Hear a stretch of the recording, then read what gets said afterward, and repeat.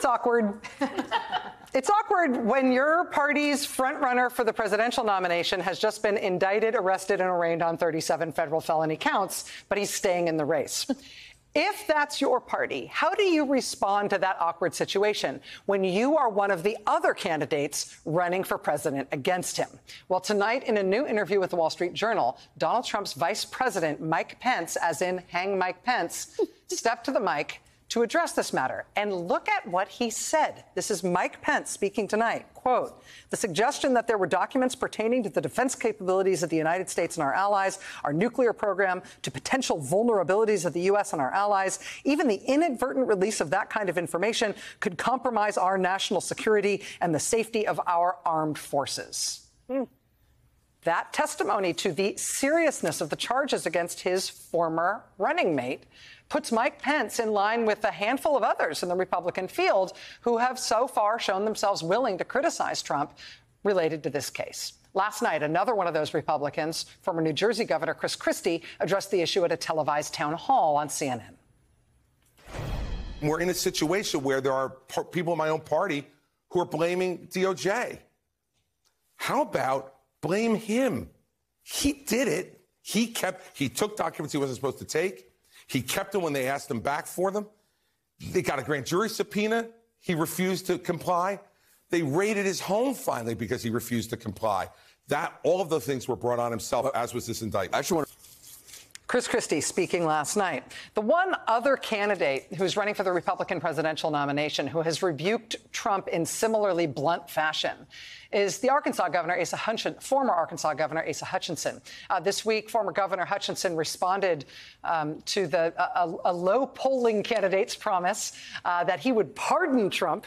Asa Hutchinson said in response to that candidate's sort of challenge about pardoning Trump that, in his words, it's, quote, offensive that any candidate in the Republican field would promise a pardon in that way. So Asa Hutchinson and Chris Christie both sort of staking out a lane here. But the number of Republicans saying they would pardon Trump has actually grown this week. Here's one of the so-called moderate candidates for the Republican nomination on whether she would pardon Trump. We need to see, exactly what happens. But, when you look at a pardon, the issue is less about guilt and more about what's good for the country. And I think it would be terrible for the country to have a former president in prison for years because of a documents case. That's something you see in a third world country. I saw that at the United Nations. So I would be inclined in favor of a pardon. Republican presidential contender Nikki Haley saying she would be inclined in favor of a pardon because only in third world countries do people convicted of crimes and sentenced to prison have to go to prison. Before Nikki Haley, only marginal candidates polling in the way, way, way back of the Republican pack had committed to or indicated that they might pardon Trump. Haley is polling at less than 5%, so it's not like she's a giant in the field, but at least people have heard of her. Joining us here now is Jen Psaki, former White House press secretary, host of Inside with Jen Psaki. Jen, I have to ask what you feel like is happening in terms of the political dynamics around this, whether today's arraignment shifted anything. I mean, what did those statements mean? I thought that was what you were going to ask me. Look, I think that this is different from the hush money case, and that's pretty clear, politically and publicly, for a range of reasons. One, national security secrets and documents are something that Democrats, Republicans have long protected, defended. That has been a value of our country, right? I mean, Nicole and I worked for a Democratic and a Republican president who both respected classified documents and treated them with value and did not share them out in the public.